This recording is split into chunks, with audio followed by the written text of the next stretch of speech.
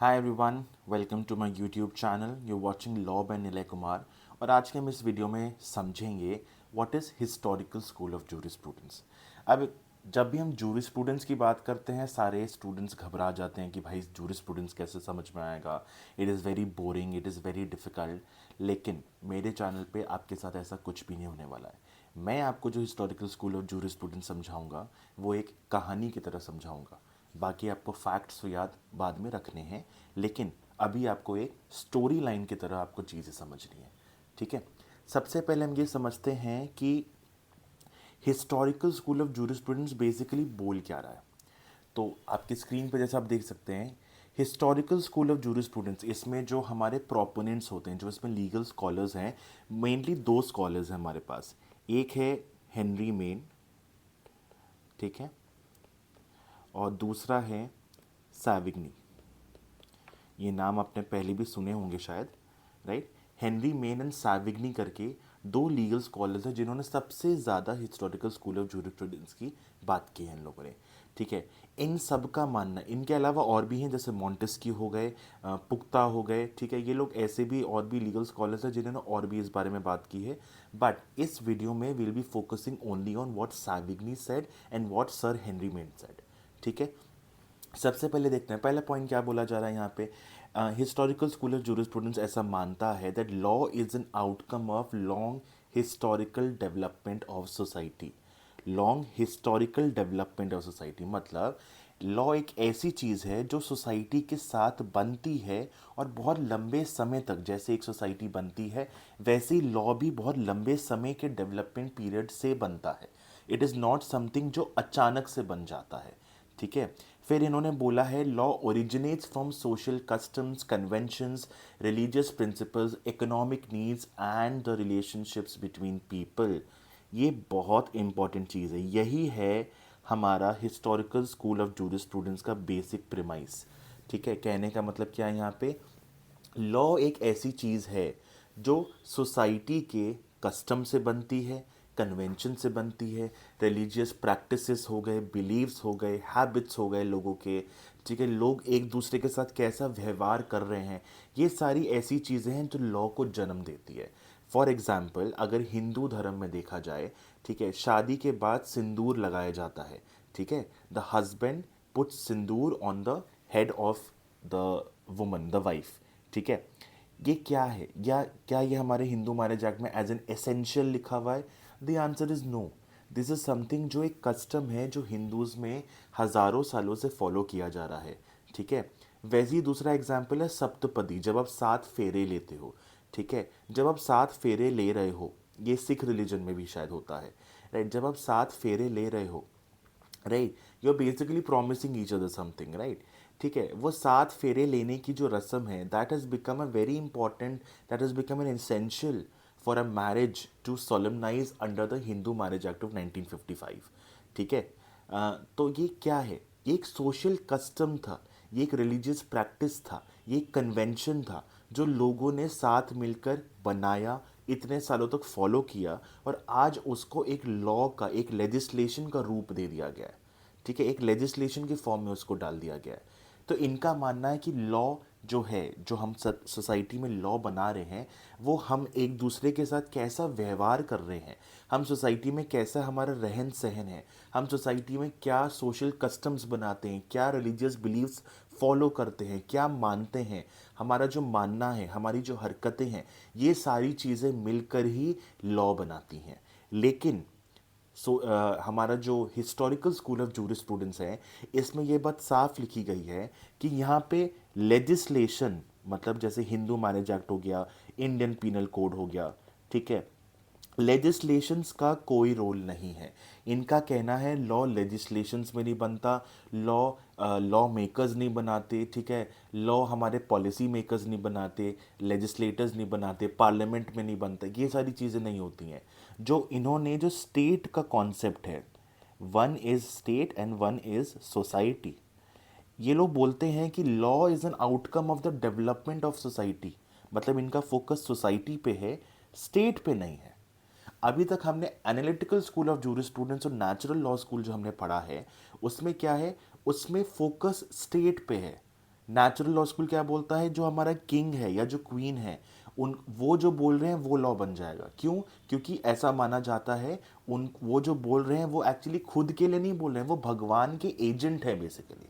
ठीक है, तो वहां पे आप देखोगे वहां पे डिवाइन लॉ की बात की गई है। ठीक है, एनालिटिकल स्कूल में सॉवरेन लॉ की बात की गई है, मतलब law made by the sovereign. ठीक है, any command given by the sovereign is basically law. लेकिन ये सारी चीज़ें हिस्टोरिकल स्कूल ऑफ जूरिस्प्रूडेंस में रिजेक्ट कर दी गई हैं। ठीक है, तो इसमें बोला जा रहा है that law originates from social customs, habits, conventions, religious principles. ठीक है, बिलीव्स, ये सारी चीज़ों से बनता है। एंड मोस्ट इंपॉर्टेंटली लोग एक दूसरे के साथ कैसा व्यवहार कर रहे हैं। उसके बाद क्या बोला गया, law is based on the general consciousness of the people. General consciousness, common willingness, सब साथ मिलकर जो अग्रीमेंट हो रहा है लोगों में। ठीक है, this is not social contract theory. साथ मिलकर अगर हम 10 लोग हैं, 10 में से 9 लोग बोलते हैं, हम ऐसा मानते हैं कि हम जब घर से घर में अंदर घुसते हैं बाहर से काम करके कोई भी, हमें अपने हाथ पैर घर के बाहर ही धो देने चाहिए, ताकि जो गंदगी हमारे शरीर में थी वो बाहर ही रह जाए और घर के अंदर कोई गंदगी ना आए, कम से कम गंदगी आए। ठीक है, this is something which we have followed tremendously when it comes to covid 19 pandemic में हमने ये बहुत किया है। ये क्या है, 10 में से 9 लोगों ने ऐसा बिलीव किया तो वो घर में वैसा चलने लगा। एक घर में चला, 10 घरों में चला, एक एरिया में चला, फिर पूरे देश में चलने लगा, एंड सो ऑन।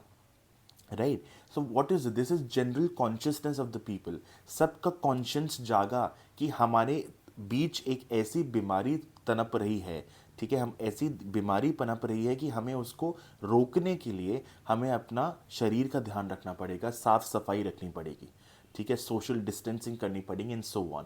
ये क्या है, ये जनरल कॉन्शियसनेस है। ठीक है, और भले ये हमारे कोई भी संविधान में, कोई भी लॉ में, कोई भी लेजिस्लेशन में ऐसा नहीं लिखा है कि आपको हैंड वॉश करना ही करना है, ये सारी चीज़ नहीं लिखी है।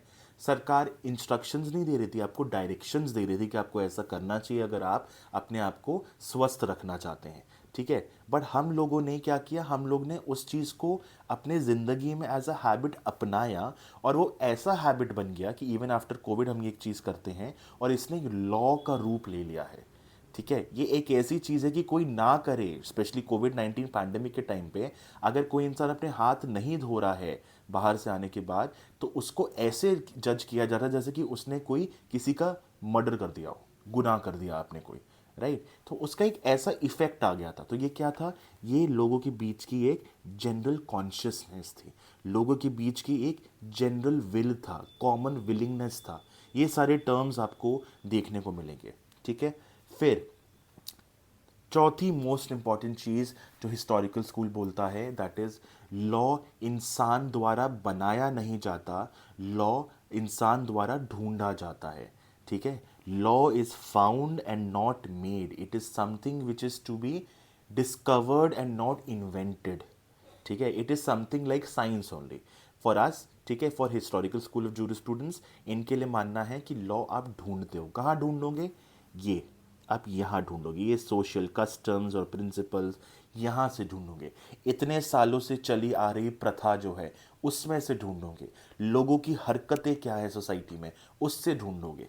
ठीक है, तो ये सारी चीज़ें हैं जो हिस्टोरिकल स्कूल ऑफ जूरिस्प्रूडेंस का बेसिक प्रेमाइस बोलता है। ये 4 चीज़ें सबसे ज़्यादा इंपॉर्टेंट है। अगर ये 4 चीज़ें आपको समझ में आ गई, आपको हिस्टोरिकल स्कूल ऑफ जूरिस्प्रूडेंस बहुत अच्छे से समझ में आ जाएगा। ठीक है, आगे चलते हैं।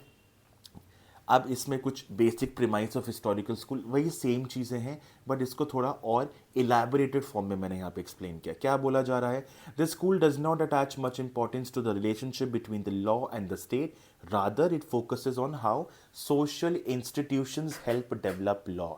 Family is a social institution, marriage is a social institution.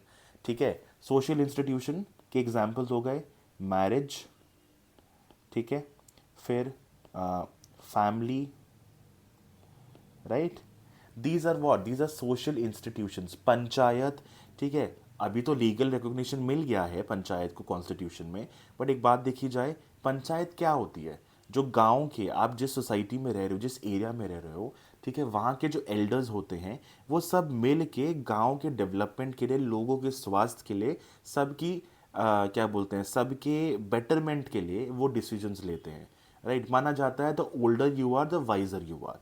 You may not agree with this, even I don't agree with this 100%, ठीक है, बट ऐसा माना जाता है that the older you are the wiser you are because you have better life experience, ठीक है। तो वैसे में सोशल इंस्टीट्यूशंस डेवलप हुए हैं उस कारण से, उन सोशल इंस्टीट्यूशन से ही हमारा लॉ निकल रहा है, ऐसा हिस्टोरिकल स्कूल ऑफ जूरिस्प्रूडेंस के लीगल स्कॉलर्स का मानना है। उनका बोलना है हमें स्टेट पे ज़्यादा फोकस नहीं करना चाहिए, स्टेट अपनी जगह पे ठीक है, लॉ को एग्जीक्यूट करो मान लिया, बट लॉ बन कैसे रहा है वो हमारा फोकस है हिस्टोरिकल स्कूल ऑफ जूरिस्प्रूडेंस में। और यहाँ पे इंटरेस्टिंग चीज़ क्या है, लॉ बन नहीं रहा है, लॉ ढूंढा जा रहा है और उसे पाया जा रहा है। तो law is something which is to be found and not made, right, ठीक है। अगर आप देखोगे नेचुरल लॉ स्कूल जो है, नेचुरल लॉ स्कूल का फोकस किस चीज़ पे था, डिवाइन लॉ पे, ठीक है। लॉ कहाँ से आ रहा है, भगवान से आ रहा है और लोग उसको फॉलो कर रहे हैं, राइट। फिर एनालिटिकल स्कूल ऑफ लॉ का फोकस किस चीज़ पे था, उनका फोकस लॉ कैसे आ रहा है उस पर नहीं था, उनका फोकस इस चीज़ पे था कि लॉ है क्या, व्हाट इज़ लॉ, लॉ है क्या, इन द सेंस कि लॉ में मोरालिटी नहीं होनी चाहिए, लॉ और मोरालिटी के बीच का रिश्ता नहीं होना चाहिए, इस बारे में बात की गई है। हिस्टोरिकल स्कूल ऑफ जूरिस्प्रूडेंस क्या बोल रहा है, लॉ कहीं से आ नहीं रहा है, कहीं से आप बना नहीं रहे हो, इट इज़ समथिंग जो हमारी सोसाइटी में विद टाइम ऑटोमेटिकली बन जाता है, हम बस हमें उसे ढूंढने की देर है। आप देख रहे हो कैसे नेचुरल लॉ स्कूल का जो थिंकिंग था वहाँ के लीगल स्कॉलर्स का, वो कैसे कैसे चेंज होता आ रहा है, राइट। यही कहानी आपको समझनी है। नेचुरल लॉ स्कूल में हमारा फोकस सिर्फ इस पे था, भगवान ने लॉ दिया, हमने उसको एज इट इज एक्सेप्ट कर लिया, नो क्वेश्चनिंग, दैट्स इट, ठीक है। But analytical school of law में ये बात चेंज हुई, हिस्टोरिकल स्कूल ऑफ जूरिस्प्रूडेंस में और भी ये बात चेंज हुई, और इसके बाद आप जब सोशियोलॉजिकल स्कूल और रियलिस्ट स्कूल पढ़ोगे बातें और चेंज होंगी। हिस्टोरिकल स्कूल ऑफ लॉ में जज मेड लॉ की कोई जगह नहीं है, ठीक है, लॉ मेकर्स का कोई रोल नहीं है। देखो इन्होंने सेकंड पॉइंट में मैंने यही लिखा है, the school has rejected all kinds of creative participation of जजेस, jurist and law givers in the making of law. कहने का मतलब अगर हम विशाखा जजमेंट जो हमारा 96 का Vishakha versus state of Rajasthan का जजमेंट है उसको हिस्टोरिकल स्कूल ऑफ जूरिस्प्रूडेंस से देखेंगे तो ये बोलेंगे नहीं नहीं जजेस आपका ये काम नहीं है करना, इतने सालों से जो प्रथा चली आ रही हैं, प्रथाएं चली आ रही हैं, उससे हम लॉ ढूंढ लेंगे, आप आपका अपना काम करो। क्या काम करो, डिस्प्यूट रिजॉल्व करो बाय अप्लाइंग द लॉ। और लॉ कहाँ से आ रहा है, जो इतने सालों से चला आ रहा है, ठीक है। दिस इज, इसको हिस्टोरिकल स्कूल ऑफ जूरिस्प्रूडेंस आप थोड़ा सा इसको कंजर्वेटिव वे में भी ले सकते हो, राइट, बट आपको इसको कंप्लीटली कंजर्वेटिव अप्रोच में नहीं देखना है। हिस्टोरिकल स्कूल ऑफ जूरिस्प्रूडेंस अपने आप में ही एक बहुत बड़ी बात करता है, जो अभी हमें आगे सैविग्नी के बारे में जब हम पढ़ेंगे, सैविग्नी हमें ये चीज़ समझाएगा, जहाँ पे general willingness of the people की बात होती है, एक वो बहुत बड़ी बात है जो किसी ने अभी तक नहीं की थी, एक कॉमन अंडरस्टैंडिंग जो है लोगों के बीच में, उसकी बात है, ठीक है। फिर क्या है, the basic source of the law is the habits and customs of people which change according to their changing needs. हमारे जो हैबिट्स हैं, हमारी जो कस्टम्स हैं, हमारी जो प्रथाएं हैं, हमारे रिलीजियस बिलीव्स हैं, हमारे जो रिलीजियस प्रैक्टिसेस हैं, डेली लाइफ जो है, ठीक है, दिनचर्या जो है, वो सारी चीज़ें विद टाइम चेंज होता है, राइट। जब पुराने ज़माने में जब हम अपने पेरेंट्स के जनरेशन के देखते हैं, जब मोस्टली पीपल गवर्नमेंट जॉब्स में थे, गवर्नमेंट जॉब्स में जब लोग थे तो उस टाइम पे आपका एक रिलैक्स्ड टाइम होता था, सुबह 10 बजे आपको ऑफिस जाना है, शाम के 5 बजे तक office, because government office 10 to 5 mostly work करते हैं, राइट। उस टाइम पे वैसे ही वर्क करते थे जो लोग ऐसे, मतलब मोस्टली मैं बात कर रहा हूँ, ठीक है। लेकिन अभी आज के ज़माने में क्या ऐसा ट्रू है, क्या गवर्नमेंट सर्विसेज में जो लोग हैं वो ऐसे ही काम कर रहे हैं, और गवर्नमेंट सर्विसेज छोड़ दो, जो लोग प्राइवेट सर्विसेज में भी हैं, ठीक है, क्या वो लोग ऐसे काम कर सकते हैं, तो आंसर इज़ नो। 10 o'clock तो ऑफिस स्टार्ट हो चुका होता है, आपको कब का निकलना हो जाता है। तो क्या हमारे रूटीन में चेंजेस आया, क्या हमारे पेरेंट्स का जैसा रूटीन था, क्या हमारे ग्रैंड पेरेंट्स का जैसा रूटीन था, क्या हमारा रूटीन भी वैसा रहा, नहीं, ठीक है, वो चेंज हुआ। तो इनका बोलना है कि लॉ जो है, क्योंकि हमारे हैबिट्स जैसे चेंज होते हैं, कस्टम्स चेंज होते हैं, ज़रूरत के हिसाब से कस्टम्स बदले जाते हैं, राइट। आप मैरिज रिलेटेड कस्टम्स देख लो, जो आपके ग्रैंड पेरेंट्स ने फॉलो किया है, जो आपके पेरेंट्स ने फॉलो किया है, और जो हमारे जनरेशन फॉलो कर रही है, दोनों में ज़मीन आसमान का फ़र्क है, ठीक है। बट क्या इसका ये मतलब है कि लॉ चेंज नहीं होगा? लॉ चेंज होगा, क्योंकि बोला जा रहा है जब लॉ का सोर्स, लॉ कहाँ से हो रहा है, लॉ का जो फाउंडेशन है वो है हैबिट्स, कस्टम, सोशल कन्वेंशंस, ये सारी चीज़ें। जब वो समय के साथ चेंज होंगी तो लॉ ऑटोमेटिकली अपने आप चेंज होगा, राइट। तो आप समझ लो जैसे कि एक बिल्डिंग है, customs, habits, social conventions, religious practices, ये सारा आपका फाउंडिंग स्टोन है, फाउंडेशनल स्टोन है। अगर ज़मीन से जुड़ा हुआ जो फाउंडेशन स्टोन है, अगर उसमें बदलाव आएगा तो ऊपर की बिल्डिंग में ऑटोमेटिकली बदलाव आपको करना ही पड़ेगा। इट इज़ नॉट पॉसिबल, अगर नीचे के फाउंडेशन में कुछ प्रॉब्लम आएगी तो ऊपर भी प्रॉब्लम आएगी, राइट। तो यहाँ भी प्रॉब्लम के सेंस में नहीं है यहाँ पे, बट क्या है, हैबिट्स चेंज हो रहे हैं, कस्टम्स चेंज हो रहे हैं, तो लॉ अपने आप उसके हिसाब से चेंज होगा। इसीलिए बोला जाता है लॉ जो है, हिस्टोरिकल स्कूल ऑफ जूरिस्प्रूडेंस ये बात बहुत अच्छे से बोलता है कि लॉ जो है वो पीपल के जो नीड्स हैं, right, law changes as per the changing needs of the society. ये बात हम तब भी करते हैं जब हम बोलते हैं हमारा जो कॉन्स्टिट्यूशन है, कॉन्स्टिट्यूशन को बोला जाता है इट्स अ लिविंग डॉक्यूमेंट। क्यों बोलते हैं हम constitution of India is a living document? Because ये डॉक्यूमेंट कब बना था? 1949 में बना था, कंप्लीट हो गया था, ठीक है। जब ये 1949 को बना था, 1949 में जो डॉक्यूमेंट बना आज भी वही डॉक्यूमेंट फॉलो हो रहा है, ठीक है। ऑल्दो आर्टिकल 368 हमें अमेंडमेंट करने की, पार्लियामेंट को मतलब अमेंड करने की पावर देता है कॉन्स्टिट्यूशन को, बट क्या पूरा का पूरा संविधान बदला जा सकता है? Obviously no, we all know Kesavananda Bharati का केस ये बात साफ मना कर देता है, ठीक है। आप बेसिक स्ट्रक्चर नहीं चेंज कर सकते, लेकिन क्या आज भी ये डॉक्यूमेंट हमारे लिए मायने रखता है? बिल्कुल रखता है, ठीक है। ये एक ऐसे ज़माने में बना था जब टेक्नोलॉजी नाम की चीज़ एग्जिस्ट नहीं, मतलब इस तरीके के मोबाइल फ़ोन्स, ठीक है, कंप्यूटर्स, लैपटॉप्स, ये हम जो यूट्यूब चैनल, ये सारी चीज़ें देख रही हैं, सब एग्जिस्ट नहीं करती थी। लेकिन आज भी वही संविधान हमें एक ऐसी सोसाइटी में जीने दे रहा है हमारे पूरे हक के साथ, ठीक है, जहाँ पे ऐसी टेक्नोलॉजी एग्जिस्ट करती है। इसीलिए कॉन्स्टिट्यूशन को लिविंग डॉक्यूमेंट बोलता है, ठीक है। इन्होंने इसलिए वैसे ही हिस्टोरिकल स्कूल ऑफ जूरिस्प्रूडेंस भी लॉ की बात कर रहा है। वो एक लिविंग चीज़ है, डायनामिक चीज़ है। Law is dynamic, not static, ठीक है। अभी हम डायनामिक एंड स्टैटिक सोसाइटीज के बारे में भी पढ़ेंगे। सर हेनरी मेन ने dynamic societies and static societies की भी बात की है, जो भी हम आगे पढ़ेंगे, ठीक है। आई होप यहाँ तक इतनी बातें समझ में आ रही होंगी आपको। अब इसके आगे हम चलते हैं, rise of the historical school of jurisprudence, ठीक है। हिस्टोरिकल स्कूल ऑफ जूरिस्प्रूडेंस क्यों आया, ये बहुत इंपॉर्टेंट चीज़ है जानना। अभी तक सारी चीज़ें कहानी के फॉर्म में चल रही है, इसको कहानी की तरह समझते जाइए, ठीक है। ये जब मैं हिस्टोरिकल स्कूल की बात करता हूँ, हम बात करते हैं 18th एंड 19th सेंचुरी की। जब मैं 18th एंड 19th सेंचुरी की बात करता हूँ, मतलब हो गया 1700s एंड 1800s के अराउंड की बात, ठीक है। 1700 से 1800 के बीच में जो हमारा हिस्टोरिकल स्कूल है ना, ये पनपा है जर्मनी से। इसलिए इस टाइम पे एक मूवमेंट चल रही थी जर्मनी में जिसको हम बोलते हैं जर्मन रोमांटिक मूवमेंट, ठीक है। German romantic movement, this is not that romantic जो हम बॉलीवुड में बात कर रहे हैं या मूवीज में देखते हैं, राइट।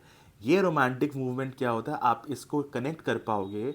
आप में से मोस्ट ऑफ द व्यूअर्स जो देख रहे हैं मुझे, आप लोग इंस्टाग्राम चलाते होंगे, ठीक है, जहाँ पे लोगों के आप वीडियोस देखते होंगे, how to live as a student in Germany, how to live as a student in UK, right.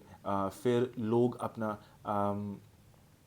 Professor, ऐसे बहुत सारे आपको मिल जाएंगे जो प्रोफेसर्स है, how life of a professor, ये सारी चीज़ें, ठीक है। मैं सुबह उठ रहा हूँ, कॉफ़ी पी रहा हूँ, एक सुंदर सी कॉफ़ी मशीन है मेरे पास, उसमें कॉफ़ी बना रहा हूँ, then I am making my breakfast, having my breakfast, going to gym, ठीक है। उसके बाद आके then I am going to university for my job, ये सारी चीज़ें शाम में आके, ठीक है, I am enjoying my tea time and going out with friends, ये सारी चीज़ें दिखा रहे हैं, ठीक है।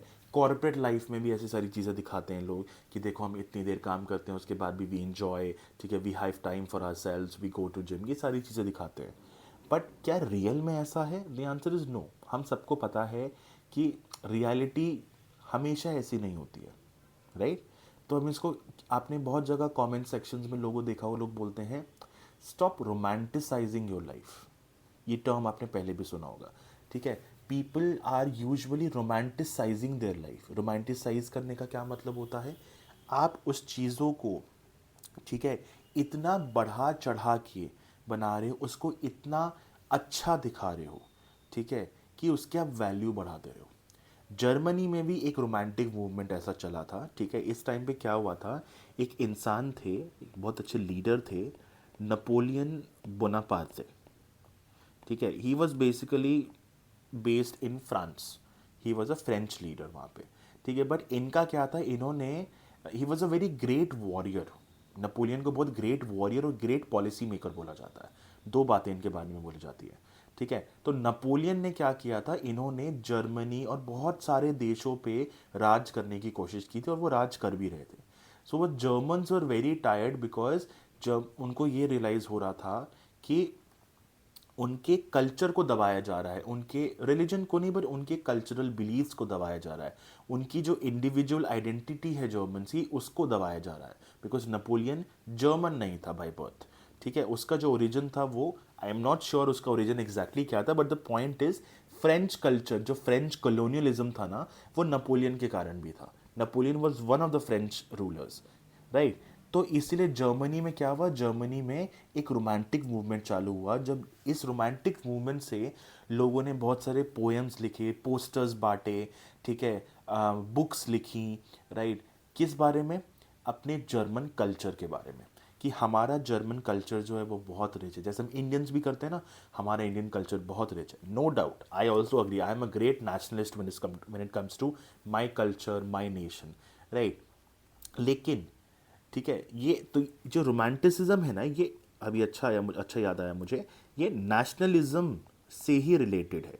जर्मन्स को जब अपने देश की चिंता होने लगी कि हमारा देश अब खतरे में आ रहा है, हमारे देश, हमारा जो कल्चर है उसका एग्जिस्टेंस खतरे में आ रहा है, ठीक है, तो उन्होंने नेशनलिज्म जागा लोगों के बीच में, ठीक है। और उसके बाद एक जर्मन रोमांटिक मूवमेंट स्टार्ट हुआ। इस जर्मन रोमांटिक मूवमेंट के बहुत बड़े फॉलोअर थे हमारे, ये जो प्रोपोनेंट्स में, F K von Savigny. Savigny is known as the father of historical school of jurisprudence, ठीक है। तो सैविग्नी ने इस चीज़ को बहुत ज़ोरों शोरों से फैलाया, बहुत प्रमोट किया, ठीक है। और इनका प्रमोट, ये इसके फॉलोअर क्यों थे, इस रोमांटिक मूवमेंट के बहुत बड़े फ़ैन क्यों थे ये, the main reason was Napoleon Bonaparte जो था ना, he was very much in favour of codification of laws.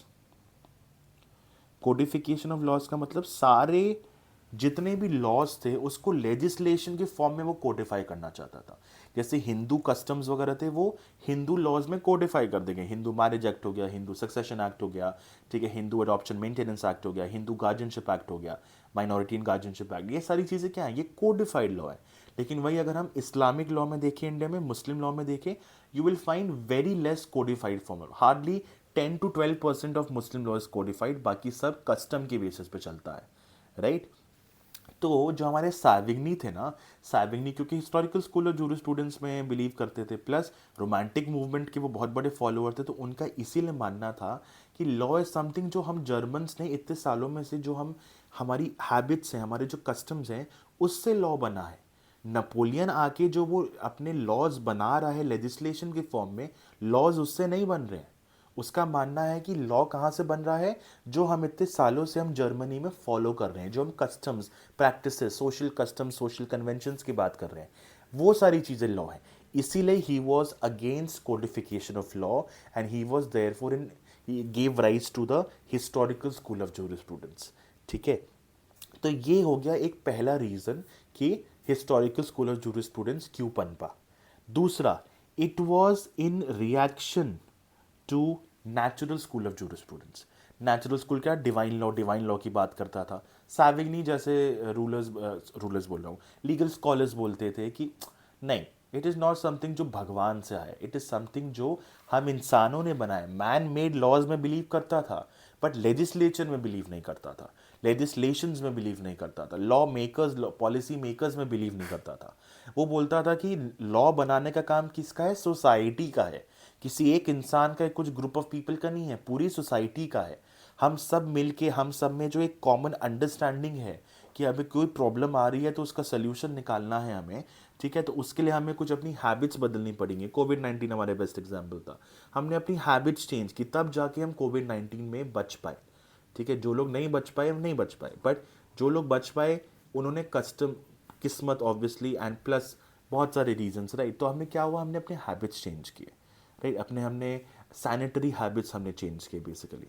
तो उसके कारण क्या हुआ, एक जनरल अंडरस्टैंडिंग बनी सबके बीच में, जनरल कॉन्शियसनेस बना लोगों के बीच में। ठीक है, नेचुरल स्कूल ऑफ लॉ में ऐसा नहीं था। तो हिस्टोरिकल स्कूल ऑफ जूरिस्प्रूडेंस इसका जो राइज था वो इसीलिए था because natural school of law के लोग मानते थे divine law and people were tired of it. ठीक है, बहुत हो गया, भगवान ने बनाया लॉ उसको और किंग जो बोल रहा है उसको एज इट इज़ फॉलो कर लो, नहीं। ठीक है, हम वो फॉलो करेंगे जो हम सबके बीच में एक कॉमन विलिंगनेस होगी, कॉमन अंडरस्टैंडिंग, कॉमन कॉन्शियसनेस आएगी, हम उस चीज़ को फॉलो करेंगे। कोई एक इंसान आके वो स्टेट बन गया, स्टेट का सॉवरेन बन गया और उसके बाद उसने बोल दिया सारे लॉज मान लिए, नहीं, नॉट पॉसिबल। यही सेम चीज़, कुछ similar cheese analytical school of law में हुई थी, जो तीसरा रीज़न बना राइज ऑफ हिस्टोरिकल स्कूल का।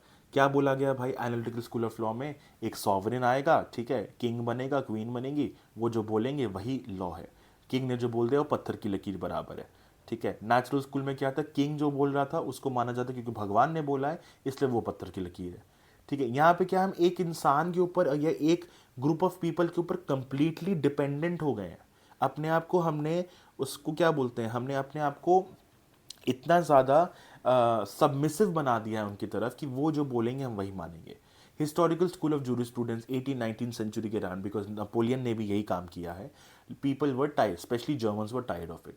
इसीलिए इसकी शुरुआत हुई, नेशनलिज्म की भावना जागी लोगों में। उसके बाद जर्मनी में रोमांटिक मूवमेंट चलना शुरू हुआ, Savigny was a follower of it.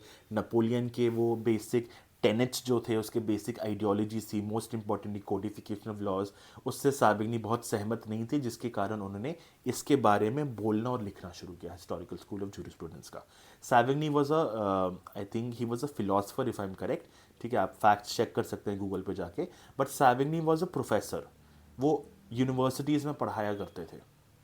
ठीक है, so he was a very well read person, so he started writing about things. उनका एक बहुत फेमस पैम्फलेट था जिसका नाम मैं अभी आपको ये दिखाई देता हूँ, ये रहा, on the vocation of our age for legislation and jurisprudence. ये बुक नहीं है, ये एक पैम्फलेट है जो उन्होंने नेशनल, जो इनका रोमांटिक मूवमेंट चल रहा था उस टाइम पे इन्होंने बांटा था। ठीक है, अब हम देखते हैं हमारे प्रोपोनेंट्स ऑफ हिस्टोरिकल स्कूल। पहले सैविग्नी देखेंगे, फिर सर हेनरी मैन देखेंगे। इसके अलावा है हमारे पास मॉन्टेस्क्यू, जिसके बारे में आप खुद पढ़ सकते हैं, राइट। इंपॉर्टेंट है, डेफिनेटली इंपॉर्टेंट है। ठीक है, बट इस वीडियो में मैं उसको कवर नहीं कर रहा हूँ। इस वीडियो में मैं सिर्फ दो स्कॉलर्स को कवर कर रहा हूँ जो हमारे लिए इस स्कूल को समझने के लिए सबसे इंपॉर्टेंट। अगर ये समझ में आ गया तो मॉन्टेस्क्यू और दूसरे हैं पुख्ता, ठीक, इनको समझने में आपको कोई दिक्कत नहीं होगी, राइट। सब कुछ मैं ही वीडियो में समझा दूंगा तो फिर आप क्या पढ़ोगे, राइट। तो आगे देखते हैं। Savigny was a German jurist and a legal scholar. He is also known as the father of historical school of jurisprudence. ठीक है, then he opposed the codification of German laws as he believed that law is like a language. ये बहुत important like है, important line है, law is like a language that develops organically and gradually. Language कैसे develop होता है, ऐसा तो नहीं है कि हमने एक रात में बैठे और हमने एक लैंग्वेज बना ली, नहीं। इट इज़ समथिंग जो हमारी ज़रूरत के हिसाब से हम डेवलप करते हैं, सोसाइटी की ज़रूरत के हिसाब से वो ऑटोमेटिकली डेवलप होता है, राइट। केवमैन जो थे, ठीक है, अर्ली मैन जो थे, वो क्या करते थे, उन्होंने ड्राइंग्स करना स्टार्ट की, राइट, केव्स में ड्राइंग्स करना स्टार्ट की, उसके बाद धीरे धीरे साउंड्स निकालना स्टार्ट किया, फिर धीरे धीरे उन्होंने बोलना शुरू किया। ऐसी लैंग्वेज डेवलप हो ना, एक दिन में तो नहीं, वो हज़ारों साल लग गए। वैसे ही इनका मानना है साविग्नी का कि law is like a language. Law is also something जो आप एक दिन बैठ के पार्लियामेंट में बैठे, लॉ पास हुआ, एक्ट बन गया, हो गया, नहीं, it is not something that is possible like that. ठीक है, तो इन्होंने बोला वो ऑर्गेनिकली, मतलब खुद अपने आप बनता है, आपको बनाने की ज़रूरत नहीं है, आर्टिफिशियली उसमें कुछ करने की ज़रूरत नहीं है, ऑर्गेनिकली डेवलप होता है। उसके बाद क्या है, his ideology was inspired by the German romantic movement in the 18th and 19th century, जो अभी हम पिछले स्लाइड में बात भी कर चुके हैं। And he gave the concept of Volksgeist. इसको वोल्क्सकाइस्ट नहीं बोलते, इसको फोक्सकाइस्ट बोलते हैं। जैसे वोक्स वैगन नहीं बोलते, फोक्स वैगन बोलते हैं। ठीक है, जो हमारी जर्मन कार कंपनी है उसको हम वोक्स वैगन नहीं बोलते, फोक्स वैगन बोलते हैं। राइट, वैसे ही इसको फोक्स काइस बोलते हैं। फोक्स काइस का क्या मतलब होता है अभी आगे मैं आपको बताता हूँ। फोक्स काइस ने कॉन्सेप्ट वही दिया था दैट जो लोगों के बीच के कॉमन विलिंगनेस है उससे ही लॉ हमेशा बनेगा। जब विलिंगनेस चेंज होगी लोगों के बीच में, अंडरस्टैंडिंग चेंज होगी, उनके कस्टम्स हैबिट्स चेंज होंगे, तो लॉ अपने आप चेंज होगा। इन्होंने फोक्स का इसका कॉन्सेप्ट में यही चीज़ बताई है इन्होंने। ठीक है, उसके बाद law develops gradually over time reflecting the values and traditions of the society. Obviously, क्योंकि लॉ इन ही values and traditions and customs and convention से बन रही है, तो सोसाइटी के उसी वैल्यूज एंड ट्रेडिशंस को वो रिफ्लेक्ट करेगी। ठीक है, इन हिज वर्क, ये जो वर्क है this is a pamphlet and not a book, इसको याद रखना आपको। ठीक है, on the vocation of our age for legislation jurisprudence, Savigny argue that law develops organically, ये इंपॉर्टेंट है, ऑर्गेनिकली डेवलप हो रहा है from the customs and traditions of people and not from the edicts of rulers, मतलब जो rulers बोल देते हैं उससे नहीं। ठीक है, जो हमें एनालिटिकल स्कूल ऑफ लॉ में मोस्टली दिखा था, और थोड़ा सिमिलर काइंड ऑफ चीज हमें नेचुरल स्कूल ऑफ लॉ में दिखा था। राइट, अब व्हाट इज फोक्सकाइज्ड? फोक्सकाइज्ड का मतलब होता है spirit of the people, common consciousness of the people, general willingness of the people, जो बोलो आप। ठीक है, ये सारी चीजें लिख सकते हो आप। एक होता है general willingness, common spirit of the people, ठीक है, कॉमन अंडरस्टैंडिंग, कुछ भी ले लो। राइट, पॉइंट क्या है? जो सब मिल के डिसाइड कर रहे हैं ना, जो सब मिल के दोनों में सब में अग्रीमेंट आ रहा है सोसाइटी में, उसी से लॉ पनपेगा। Right, it asserts that law is not a product of abstract reasoning or can be imposed by legislators। जैसे हमने पार्लियामेंट वाला एग्जाम्पल लिया, हमारे एमपीज ने मिलके एक लॉ बनाया, पास किया, और वो एक्ट में बन गया। ठीक है, नहीं, इनका कहना है लॉ ऐसे नहीं बनता। ऐसे ही एक एब्स्ट्रैक्ट रीजनिंग मतलब या लेजिस्लेटर्स ने पार्लियामेंट में बैठ के लॉ बनाते, इससे नहीं बनता। It emerges organically from the customs, beliefs and historical experiences of a particular community. Right, फिर law is not static, it grows and adapts as the फोक्सकाइज changes reflecting the ongoing development of society. किसी ज़माने में सती को बहुत normal माना जाता था, बट लोगों की विलिंगनेस चेंज होती गई, बदलती गई, क्योंकि उनको लगा कि हम किसी एक क्या इनोसेंट पर्सन की जान हमें क्यों देनी है, मियरली बिकॉज उसका हस्बैंड मर गया है। नहीं, this is not reasonable. And लोगों ने इस बात को फिर बढ़ावा दिया कि भाई ये गलत है, गलत है, इसको नहीं करना चाहिए, so on and so on and so on.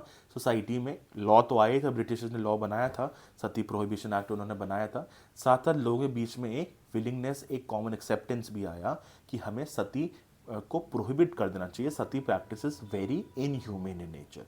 ठीक है, इसलिए बोला जा रहा है law is not static, it is dynamic in nature.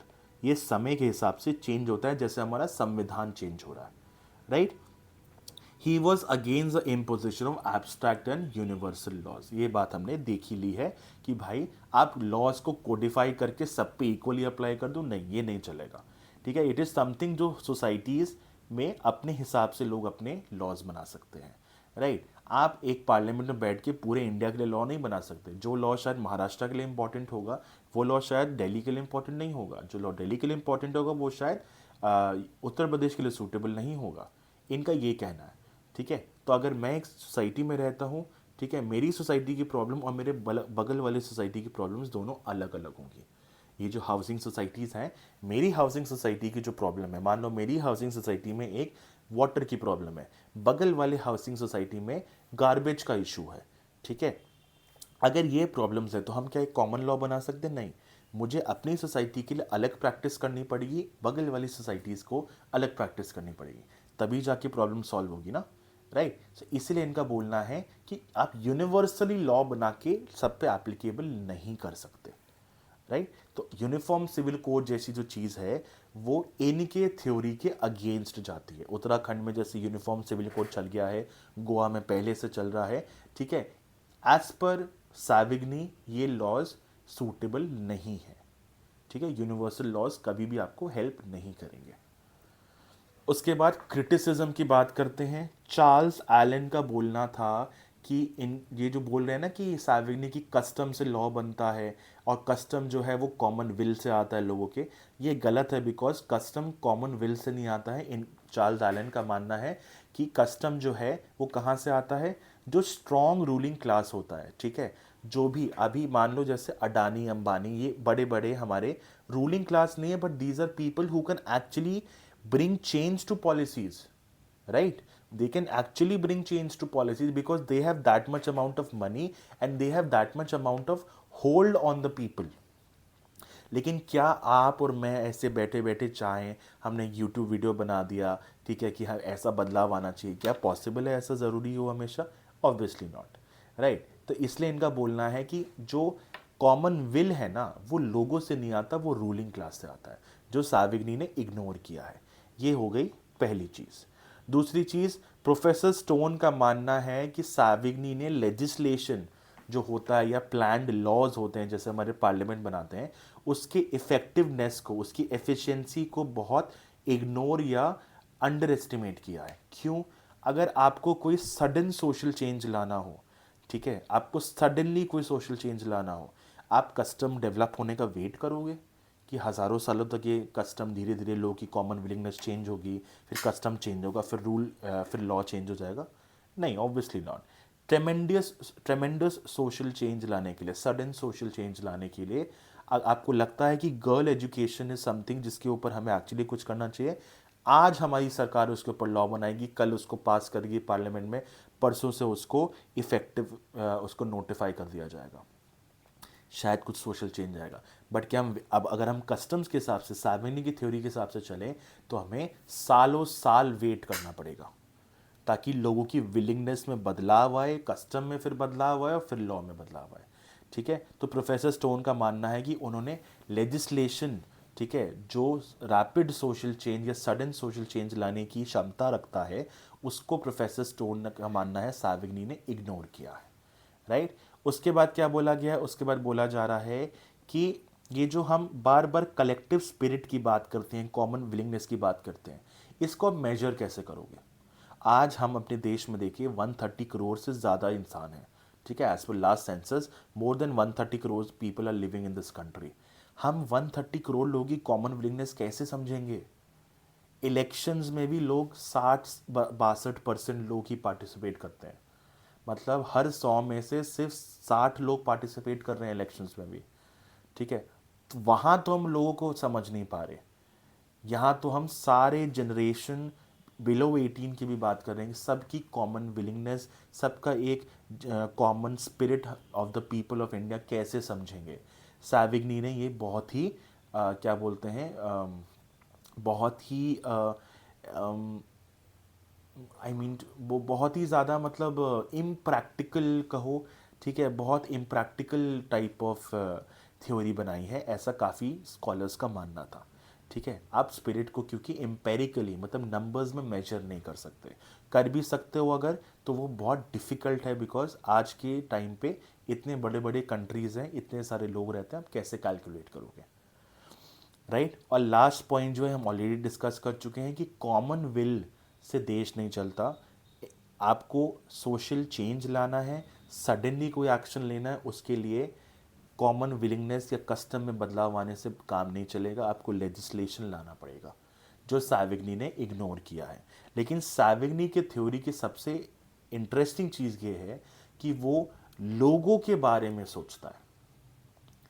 He was the first person जिसका focus for a long time, क्योंकि focus state state state sovereign god king church इस पे चल रहा था, but Savigny was the first person जिसने historical school of jurisprudence को introduce करके उसने शिफ्ट किया focus from the state to society to the people of the country, right. So this is it for Savigny. इसके बाद हम फटाफट से अब सर हेनरी मेन को समझते हैं। सर हेनरी मेन को founder of English historical school कहा जाता है, ठीक है। सैविग्नी को फादर ऑफ हिस्टोरिकल स्कूल कहा जाता है, हेनरी मेन को founder of English historical school कहा जाता है, ठीक है। इन्होंने सैविग्नी की थ्योरी को इंग्लैंड में कैरी फॉरवर्ड किया था, ये इंग्लिश थे और वो जर्मन थे, ठीक है। He was also member of the Council of the Governor General of India during this period, and he was tasked with the task of codification of Indian laws. इनका कहना था कि कोडिफिकेशन हमेशा गलत नहीं है, कोडिफिकेशन कभी कभी सही भी है। सैविग्नी और इनके थ्योरी में ये सबसे ज़्यादा फर्क था। He was not anti codification, Savigny was completely anti codification. इनका कहना है लॉ 4 स्टेजेस में डेवलप होता है। ठीक है, कौन से 4 स्टेजेस, ये आपके स्क्रीन पे देखिए। सबसे पहले प्रिमिटिव लॉज आते हैं, जो हमें नेचुरल लॉ स्कूल से आप इसको रिलेट कर सकते हो। प्रिमिटिव लॉज क्या होते हैं? किंग ने लॉज बनाए हैं on the orders of the क्या बोलते हैं, गॉड। ठीक है, उसके बाद किंग जो इतने सालों से बोल रहा था, उसने कस्टमरी लॉज का रूप लिया, क्योंकि इतने सालों से कोई चीज़ चली आ रही है। तो फिर क्या हुआ, ये आप देखोगे नेचुरल लॉ स्कूल से रिफ्लेक्ट हो रहा है। ऐसा नहीं है इन्होंने कोई कंपेयर नहीं किया है natural law school analytical law school से, लेकिन अगर आप इसको फ्लो को समझोगे तो आप देख पाओगे कि primitive laws natural law school वाले एरा में थे, कस्टमरी लॉज आपको एनालिटिकल स्कूल ऑफ लॉ वाले एरा में देखेंगे। ठीक है, जहाँ पे किंग की बातों पे, किंग मतलब जो सॉवरेन था, उसने कमांड दिया, वही लॉ का रूप ले लेता था। फिर आया जब लोगों ने किंग और चर्च के अगेंस्ट रिवोल्ट करना स्टार्ट किया। क्यों हम आपकी बात माने? टैक्सेस सिर्फ और सिर्फ गरीब लोग क्यों देंगे? फ्रांस का एग्जाम्पल ले लो, टैक्सेस गरीब लोग क्यों देंगे, क्लर्जीमैन क्यों नहीं देंगे? ठीक है, चर्च क्यों नहीं टैक्स देगा, जिसको सबसे ज़्यादा टैक्स देना चाहिए, राइट? ये सारी चीज़ें क्या थी? Revolution against the customary laws. ठीक है, इस पीरियड को अगर आप देखो तो what I can relate to it, it is with the renaissance. Renaissance period था जब लोगों ने डिवाइन लॉज और चर्च मेड लॉज और किंग और क्वीन, ठीक है, इन सब को, रॉयल्टी को क्वेश्चन करना स्टार्ट किया था। ठीक है, which ultimately led to democracy and republic का कॉन्सेप्ट फिर इंट्रोड्यूस हुआ। और फिर उसके बाद इनका मानना है कि ये थर्ड स्टेज था। ठीक है, ये मैं रिलेट कर पा रहा हूँ, ये मेरा पर्सनल अंडरस्टैंडिंग है, इससे मैं इसको याद रखता हूँ। आप इसको इससे मत रिलेट करना कि हेनरी मेन ने ऐसा डिस्कस किया है। हेनरी मेन ने ऐसा कुछ नहीं बोला। हेनरी मेन 4 स्टेजेस की बात कर रहे हैं, जिसमें पहला स्टेज है जहाँ पे प्रिमिटिव लॉज रहते हैं, जहाँ पे डिवाइन ऑर्डर्स की बात है। फिर कस्टमरी लॉज का स्टेज आता है, जहाँ पे किंग के ऑर्डर्स को कस्टम्स में कन्वर्ट करके बस अंधाधुंध फॉलो किया जाता है। रेवोल्यूशन की बात है, जहाँ पे कस्टमरी लॉज के अगेंस्ट आप रिवोल्ट करना स्टार्ट करते हैं। एंड फाइनली सोसाइटी में 4th स्टेज आता है लॉ के डेवलपमेंट का, that is codification of law, जब लॉ एक कोड की फॉर्म में पाया जाता है। ठीक है, ये है हमारे 4 stages of development of law as per Henry Maine. Henry Maine ने एक बात और क्या कही थी, स्टैटिक एंड प्रोग्रेसिव सोसाइटीज। ठीक है, जो मैंने आपको स्टार्टिंग में भी बोला था, स्टैटिक सोसाइटी इनके हिसाब से वो है जिन्होंने लॉ कोडिफाई करने के बाद उसके बाद उस लॉ को एज इट इज छोड़ दिया, मतलब लॉ को उन्होंने स्टैटिक बना दिया। सोसाइटी के चेंज, नीड्स के चेंज होते के साथ आपने लॉ को मॉडिफाई नहीं किया, अमेंड नहीं किया उस लॉ को, तो उसके कारण क्या होगा, वो लॉ डेड हो जाएगा। और इनका मानना है स्टैटिक सोसाइटी भी अल्टीमेटली डिसइंटीग्रेट हो जाती है। ठीक है, लेकिन प्रोग्रेसिव सोसाइटीज कौन होती हैं? जो कोडिफाइड वाले स्टेज पे पहुंचने के बावजूद वो अपने लॉ को अपनी लोगों की ज़रूरतों के हिसाब से बदलते रहते हैं। राइट, सो प्रोग्रेसिव सोसाइटीज की उन्होंने बात की है, it is something which grows, but static societies not have a long life, they disintegrate within some time. Right, तो ये सर हेनरी मेन का मानना था। और ये हो गए इनके 4 stages of development of law. Make sure you understand this. ठीक है, ये मैंने आपको कुछ सजेस्टेड रीडिंग्स दी हैं ताकि आपको सैविग्नी और मेनली सैविग्नी का कॉन्सेप्ट समझ आ पाए। ठीक है, एक तो आप जर्मन रोमांटिक मूवमेंट के बारे में पढ़ लो तो आपको थोड़ा और समझ में आएगा। नेपोलियन बोनापार्टे और उसका रिलेशन क्या था जर्मनी के साथ, उसने क्या क्या किया था, और तो उसको आपको ये सारी रीडिंग से क्या समझ में आएगा, इन 2 रीडिंग से आपको, इन 2 रीडिंग से ये समझ में आएगी सैविग्नी का इंस्पिरेशन कहाँ से आया। Why did Savigny come up with such a law? सबके एक में इंस्पिरेशन होता है जो उनके चाइल्डहुड और उनकी लाइफ से आता है। और एक रिसर्च पेपर है जो आपको SSRN करके एक वेबसाइट है, वहाँ पे मिल जाएगा, बेसिक कॉन्सेप्ट ऑफ सैविग्नीज फोक्सकाइज। नीतिश राय करके एक प्रोफेसर है, आई think he is a professor in Nepal if I am correct. ठीक है, नेपाल में कोई लॉ स्कूल में प्रोफेसर हैं ये, या फिर बांग्लादेश में। ठीक है, इन्होंने बहुत अच्छा फोक्स गाइड्स क्या होता है जो सैविग्नी ने समझाया है, इन्होंने अपनी लैंग्वेज में बहुत अच्छे से इसको समझाया। राइट, सो आई होप आपको मेरा जूरी स्टूडेंट्स पढ़ाने का स्टाइल पसंद आया होगा। ठीक है, this was historical school of jury students.